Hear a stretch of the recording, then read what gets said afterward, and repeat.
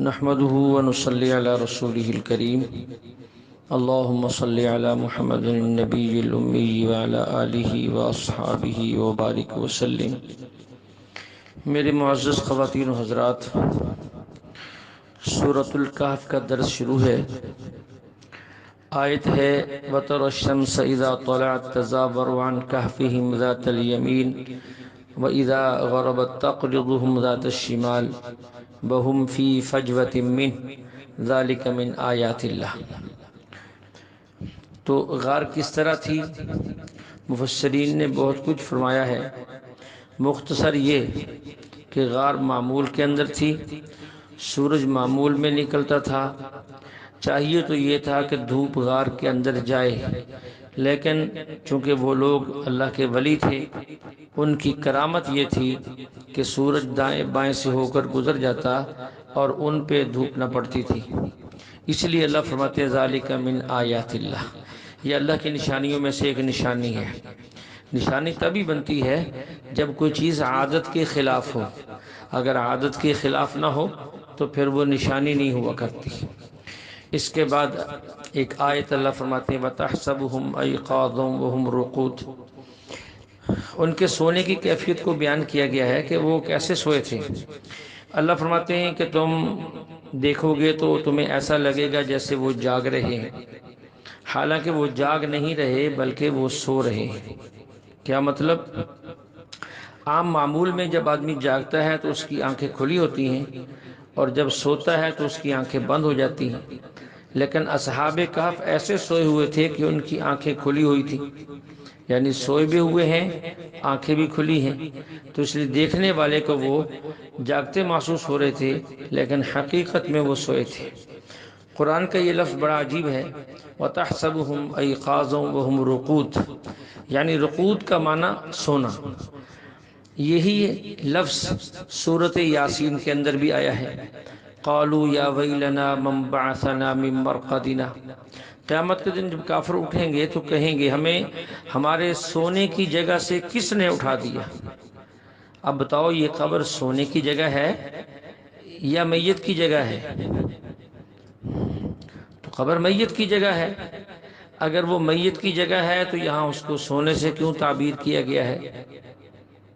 قبر میں میت پڑی ہے، اور بقول لوگوں کے کہ اس کے اندر روح نہیں ہوتی، اس کا روح سے تعلق نہیں ہوتا، لیکن قرآن کہہ رہا ہے کہ وہ کہیں گے ہمیں ہمارے سونے کی جگہ سے کس نے اٹھا دیا۔ قبرستان میں بہت سی جگہوں پہ لوگ جاتے ہیں، آپ لوگ بھی گئے ہوں گے، ہم بھی جاتے ہیں۔ بہت سے قبر کے سرانے لگے ہوئے کتبوں پر لکھا ہوتا ہے مرقد مبارک، مرقد شریف، یعنی سونے کی جگہ۔ تو یہ سونے کی جگہ ہے یا مرنے کی جگہ ہے؟ تو پھر مرقد کیوں لکھتے ہیں؟ اللہ فرماتے ہیں من بعثنا من مرقدنا، تو یہ اس بات کی دلیل ہے کہ اس کی موت ایسی ہے جیسے سونے والے کی موت ہوتی ہے۔ قبر والے کی موت ایسی جیسے سونے والے کی موت ہوتی ہے۔ سونے والے کی موت کیا ہے کہ روح اس کے اندر نہیں ہوتی بلکہ روح کا تعلق موجود ہوتا ہے۔ اسی طرح جو قبر کے اندر ہے روح بھی اس کے جسم کے اندر نہیں ہوتی بلکہ روح سے اس کا تعلق ہوتا ہے۔ فرق کیا ہے؟ سونے والے کو زندہ مانتے ہیں آنکھ سے نظر آنے کی وجہ سے، اور مرنے والے کو ہم زندہ مانتے ہیں حضور صلی اللہ علیہ وسلم کے فرمانے کی وجہ سے۔ حیات اس کی بھی ہے، حیات اس کی بھی ہے، یہ نظر نہیں آ رہی، یؤمنون بالغیب، سونے والے کی نظر آ رہی ہے، یہ مشاہدہ کی چیز ہے، اور ایمان مشاہدہ کی چیز کو نہیں کہتے۔ بن دیکھے اللہ اور اس کے رسول کی بات پر ایمان لانا اور یقین کرنے کو ایمان کہتے ہیں۔ اللہ فرماتے ہیں من بعثنا من مرقدنا، وہ لوگ کہیں گے۔ اس لیے نیند اور مرنے کے بعد کی زندگی یہ آپس میں بہت مشابہ ہیں۔ جب انسان سوتا ہے روح نکل جاتی ہے، تعلق رہتا ہے۔ جب انسان وفات کے بعد دفن کیا جاتا ہے تعلق رہتا ہے۔ اس بات کو اچھی طرح ذہن نشین کریں۔ اس کے بعد اصحاب کہف کے کتے کا ذکر ہے وَكَلْبُهُمْ بَاسِطٌ ذِرَاعِهِ بِالْوَصِيدِ، کہ کتا بھی ان کے ساتھ تھا، وہ غار کے باہر پڑا ہوا تھا، بیٹھا ہوا تھا۔ کتا کیوں ساتھ تھا؟ بعض اہل علم نے یہ لکھا ہے چونکہ یہ نوجوان کھاتے پیتے گھرانوں کے لوگ تھے تو انہوں نے اپنی رکھوالی کے لیے وہاں کتے رکھے ہوئے تھے۔ جب یہ لوگ چلے تو ایک کتا بھی ان کے ساتھ چل دیا، ان کی صحبت میں رہا۔ اب اتنی بات طے ہے کہ ان ولیوں کی صحبت میں رہنے والے کتے کا تذکرہ اللہ نے قرآن میں فرمایا۔ مفتی شفیع صاحب رحمۃ اللہ علیہ فرماتے ہیں اگر ولی کی صحبت میں کتا آ جائے تو اس کا تذکرہ بھی اچھا ہو جاتا ہے، اور اگر ولی کی صحبت میں انسان آ جائے تو پھر اس کے تذکرے کا کیا پوچھنا۔ اللہ والوں کی صحبت سے انسان بہت مستفید ہوتا ہے۔ ایک طویل حدیث ہے کہ مجلس ذکر اور فرشتوں کی حاضری، ایک شخص جو ہے وہ کسی سے ملنے کے لیے آتا ہے اور چند منٹ بیٹھ جاتا ہے، مجلس کے اختتام پر اللہ سب کی مغفرت کا اعلان کرتے ہیں۔ فرشتہ کہتا ہے یا اللہ فلاں جو ہے یہ تو اس مجلس کا شریک نہیں تھا، کسی سے ملنے کی غرض سے آیا اور کچھ دیر کے لیے یہاں بیٹھ گیا۔ اللہ فرماتے ہم الجلساء لا یشقی جلیسہم ہم القوم لا یشقی بہم جلیسہم، یہ ایسے لوگ بابرکت لوگ ہیں کہ ان کے پاس اپنے کام کے لیے آ کر بیٹھنے والا بھی محروم نہیں ہوتا۔ تو اس لیے بعض لوگوں کو ہر بات پہ اعتراض ہوتا ہے۔ اعتراض اس لیے ہوتا ہے نہ قرآن کا علم، نہ حدیث کا علم، نہ فقہ کا علم، نہ تصوف کا علم، نہ اہل اللہ کی صحبت، نہ دل روشن ہوا اور نہ دل صاف ہوا تو اعتراض ہی ہوگا۔ جب انسان اندھیرے میں رہے گا تو اسے تو ہر چیز ہی عجیب نظر آئے گی، جب تک روشنی نہیں ہوگی تو اس وقت تک اسے اچھی بری بات کی پہچان ہی نہیں ہوگی۔ ہمارے مولانا مومن صاحب فرماتے ہیں دامن برکاتہم کہ ایک جگہ پر میں بیان کے لیے گیا تو کچھ نوجوان آئے، ان کے پاس 2-3 کتابیں تھیں، کہتے یہ ہم نے بات کرنی، میں نے کہا فرمائیں۔ کہتے یہ ہمارے پاس حضرت حکیم الامت مولانا اشرف علی تھانوی رحمۃ اللہ علیہ کی کتاب امداد المشتاق ہے، آپ اس کو مانتے؟ مولانا فرماتے ہیں میں نے عرض کیا کہ ہم حضرت تھانوی کو بھی مانتے ہیں اور حضرت تھانوی کی ساری کتابوں کو مانتے ہیں، جو آپ کا مسئلہ ہے وہ پیش کریں۔ کہتے جی دیکھو امداد المشتاق میں حضرت تھانوی رحمۃ اللہ علیہ نے حاجی امداد اللہ مہاجر مکی رحمہ اللہ کا ایک ملفوظ لکھا ہے۔ کیا لکھا ہے؟ حاجی صاحب فرماتے ہیں حضرت جنید بغدادی رحمۃ اللہ علیہ بیٹھے تھے، ایک کتا سامنے سے گزرا، جنید بغدادی کی نگاہ اس کتے پر پڑ گئی تو وہ کتا اتنا صاحب کمال ہو گیا کہ شہر کے کتے اس کے پیچھے دوڑ پڑے۔ وہ کتا ایک جگہ بیٹھا تو باقی کتے اس کے ارد گرد حلقہ بنا کر بیٹھے اور مراقبہ کیا۔ کہتے ہیں دیکھو کتنی غلط باتیں لکھی ہیں، کتنی غلط باتیں لکھی ہوئی ہیں۔ میں نے کہا اس میں غلط بات کیا ہے؟ کون سی بات ہے جو اس میں غلط ہے؟ کہنے لگے پہلی بات تو اس میں غلط یہ ہے کہ کتا کامل ہو گیا، کتا کیسے کامل ہو سکتا ہے؟ اور دوسری بات غلط یہ ہے کہ کتوں نے مراقبہ کیا، انسان مراقبہ کرتے ہیں، کتے کیسے مراقبہ کرتے ہیں؟ مولانا فرماتے ہیں کہ میں نے ان سے کہا کہ دیکھیے دونوں باتیں ہم اللہ کے قرآن سے پوچھ لیتے ہیں کہ حضرت تھانوی رحمۃ اللہ علیہ نے حاجی صاحب کا جو ملفوظ نقل کیا ہے وہ صحیح ہے یا غلط ہے؟ کہنے لگے قرآن سے کیسے پوچھ لیں گے؟ میں نے کہا قرآن سے پوچھتے ہیں، اس لیے کہ جب اعتراض قرآن پہ ہوتا ہے تو دفاع علماء دیوبند کرتے ہیں، اور جب اعتراض تم جیسے لوگ علماء دیوبند پر کریں گے تو پھر دفاع اللہ کا قرآن کرتا ہے۔ میں نے کہا کہ ہمارے اکابرین جھوٹے نہیں تھے، ذرا توجہ سے سنو، یہ بتاؤ اصحاب کہف اس امت کے ولی تھے یا گزشتہ امتوں کے ولی تھے؟ وہ کہنے لگے جی گزشتہ امتوں کے ولی تھے۔ میں نے کہا ان کے ساتھ جو کتا تھا جس کا ذکر اللہ نے قرآن میں کیا، اس کو اچھا سمجھ کر کیا یا برا سمجھ کے کیا؟ کہنے لگے جی اچھا سمجھ کر کیا ہے، برا سمجھ کر نہیں کیا۔ تو میں نے کہا اس امت کے ولی کی صحبت میں کتا آ جائے تو بدل سکتا ہے، حضور علیہ السلام کی امت کی ولی کی صحبت میں آ جائے تو وہ کیوں نہیں بدلتا؟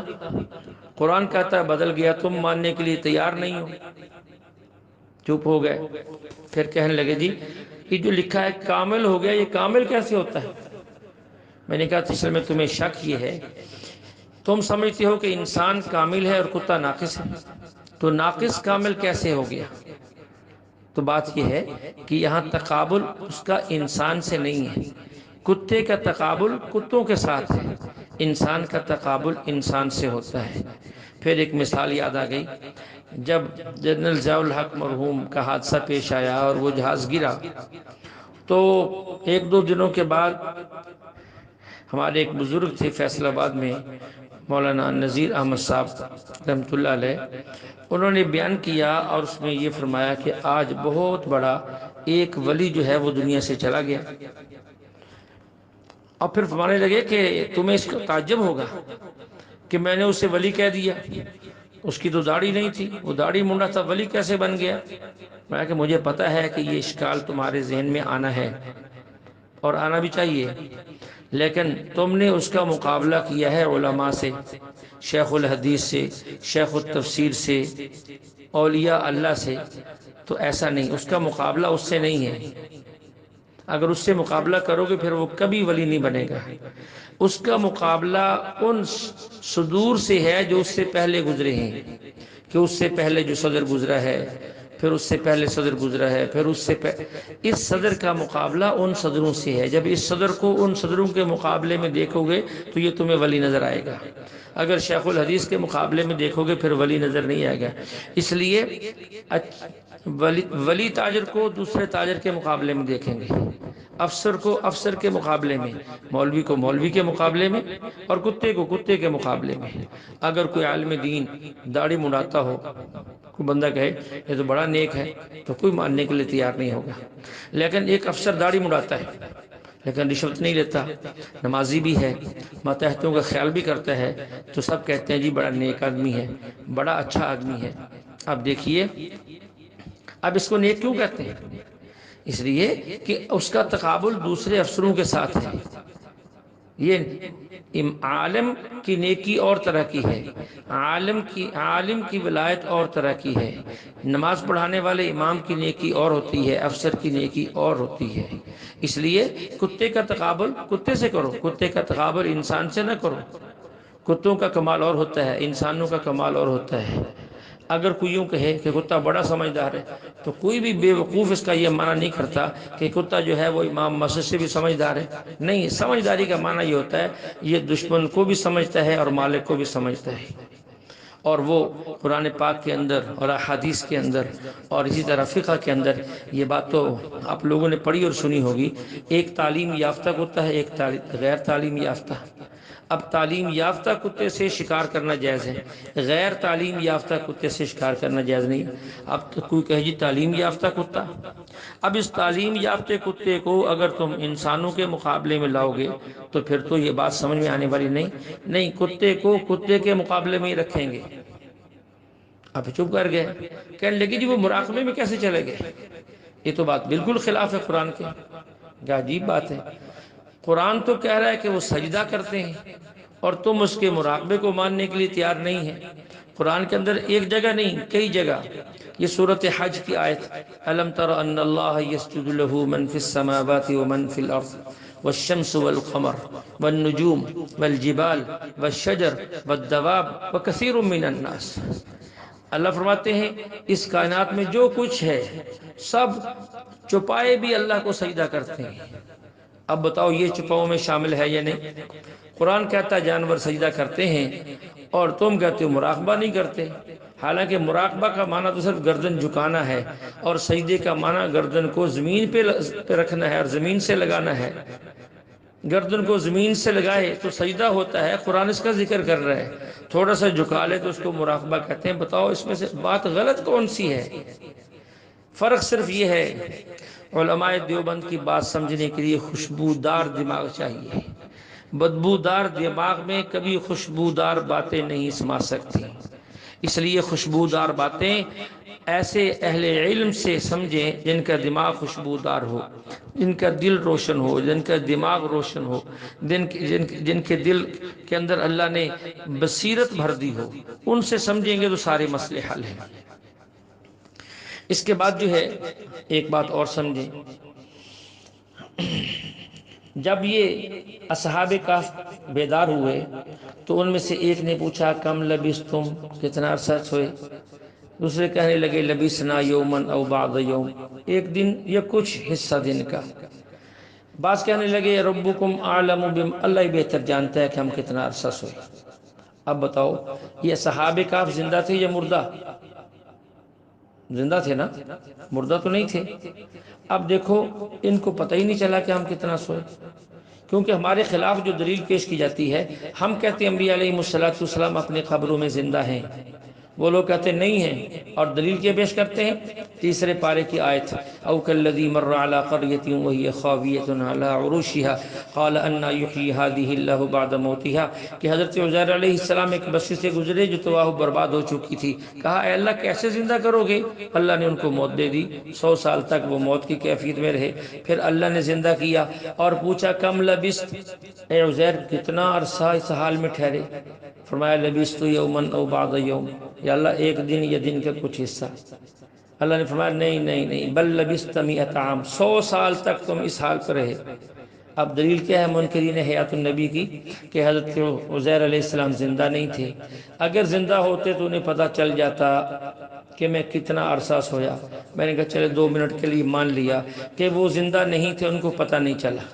یہ اصحاب کہف تو زندہ ہیں، ان کو بھی پتہ نہیں چلا، اس کا مطلب پتہ نہ چلنا یہ مردہ ہونے کی دلیل نہیں ہے۔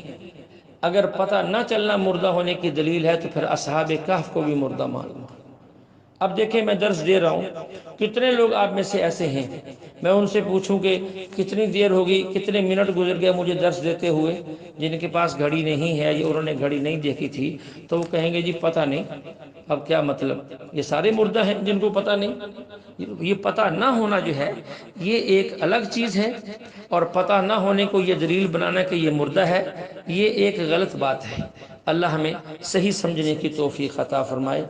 اس کے ساتھ یہ بات بھی سمجھیں، عجیب بات قرآن کہتا ہے وَإِنَّ يَوْمًا عِنْدَ رَبِّكَ كَأَلْفِ سَنَةٍ مِّمَّا تَعُدُّونَ، کہ وہاں کا ایک دن یہاں کے 1000 سال بنتے ہیں، اس جہاں کا ایک دن یہاں کے 1000 سال، اور یہاں کے 100 سال وہاں کا کچھ حصہ بنتا ہے۔ تو عزیر علیہ السلام مرنے کے بعد اس جہاں میں تھے یا اس جہاں میں تھے؟ اس جہاں میں تھے نا۔